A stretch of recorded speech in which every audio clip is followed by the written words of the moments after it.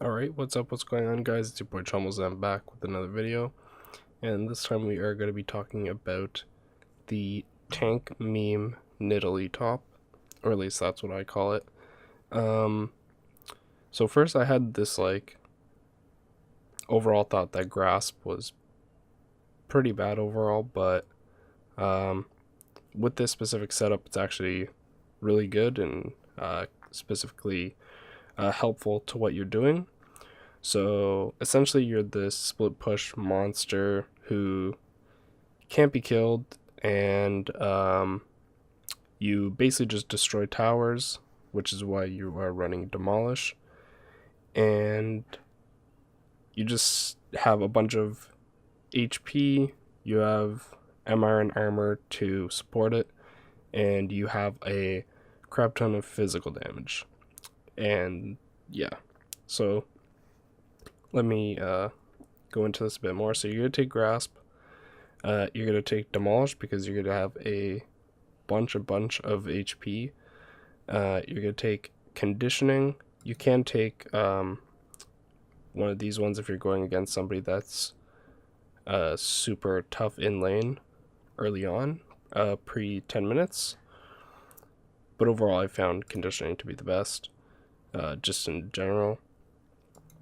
And then Second Wind I've found to be the best because you are basically waiting for 10 minutes to come around where you spike up in both Conditioning and Transcendence, as well as Gathering the Storm. So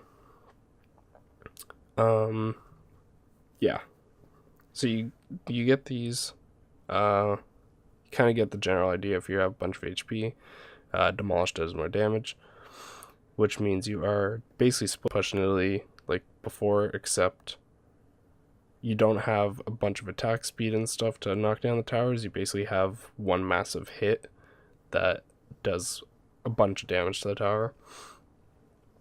And we are going to take Sorcery, because obviously you are going to want Transcendence, which makes this build even better than before, because you actually get bonus attack damage rather than ability power. And you are going to take Gathering the Storm because it's just typically the best I found, as well as just the fact that you're already waiting to scale for Conditioning and Transcendence, so it just makes it that much better. Alright, now let's talk about the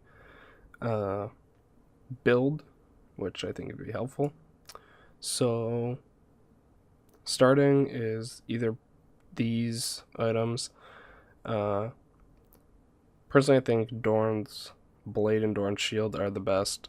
Some situations Dorn's Ring can be okay, but same with Corrupting Pot and stuff. So, but overall I think these two are the best options, because you still want to harass early with like Dorn's Blade, and Dorn's Shield helps you just sustain and not die in lane, as well as helps with the damage you do with Grasp of the Undying, because it gives you the 80 health, as well as Dorn's Blade. So both these really good for even doing damage when like Dorn's Shield isn't meant to really do damage. And Corrupting Pot with like these two can be decent if you're snowballed already, but overall I wouldn't really take them necessarily. So I just have it in there so people don't get upset and wonder why I don't have it. It's kind of not that great, so yeah. And the boots, so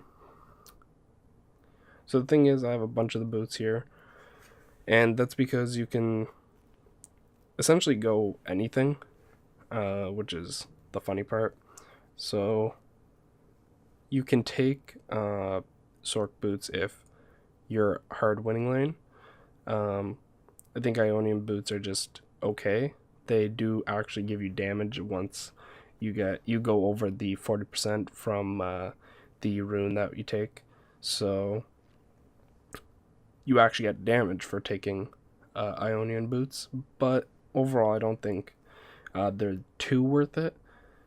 I could see scenarios where it is good, and I've actually tested it and it's been okay. So overall it's so and so, but I've specifically gone Ninja Tabi and Mercury Treads just because they're pretty good staples, and overall in more scenarios I find these two are the most best fitting.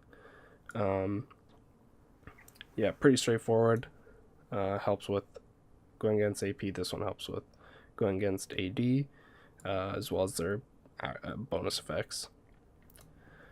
But now we have the core. So this is the standard build that I've gone. And as you can see, we have the situational. So I'll talk about that. But first, Triforce, just a staple in the build, I think is just honestly the best option. And then you have Frozen Heart.